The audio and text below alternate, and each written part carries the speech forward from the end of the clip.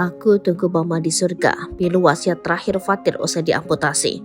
Ucapan terakhir Fatir alias F, siswa SD Negeri Jatimulya 9 Tambun Selatan Kabupaten Bekasi sebelum meninggal dunia usai kaki diamputasi karena kanker tulang. Kepada sang ibu Diana, Fatir mengaku lelah dan ingin beristirahat. Fatir pula mengatakan akan menunggu Diana di surga. Ngomong juga ke mamanya, "Mama, aku capek, mama sayang aku ya, selamanya aku capek.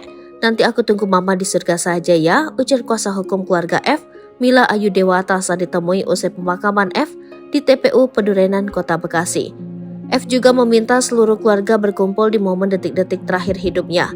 Ibu dan ayah F diketahui telah berpisah sejak 8 tahun lalu. F tinggal bersama ibu dan kakeknya. Ternyata dia pengen kumpul sama adiknya, sama bapaknya, sama mamanya, ujar perwakilan keluarga F Ningrum. Pada saat-saat terakhirnya itu, kata Ningrum, F berkumpul lengkap dengan keluarganya. Diketahui F mengembuskan nafas terakhirnya pada Kamis pukul 2:25 setelah berjuang melawan penyakit kanker tulang. Adapun kisah F menjadi perbincangan setelah dirundung teman-teman sekolahnya. Pada Februari 2023, kaki F diseliding oleh temannya. 3 hari setelahnya, ia mengeluh sakit di bagian kakinya. Berbagai upaya pengobatan medis yang dilakukan tidak kunjung membuahkan hasil. Bahkan kondisi F semakin memburuk. Puncaknya pada Agustus 2023, kaki F didiagnosis kanker tulang stadium 4. Ia menjalani operasi amputasi pada Oktober 2023. Namun dokter spesialis ortopedi Rumah Sakit Kanker Darmais Dr. Melita Setiarani, SPOT memastikan kanker yang dialami F bukan karena sliding.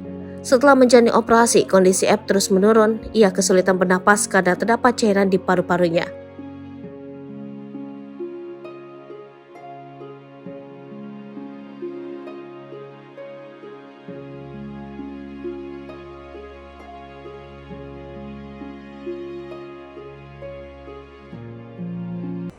Download Tribun X sekarang, menghadirkan lokal menjadi Indonesia.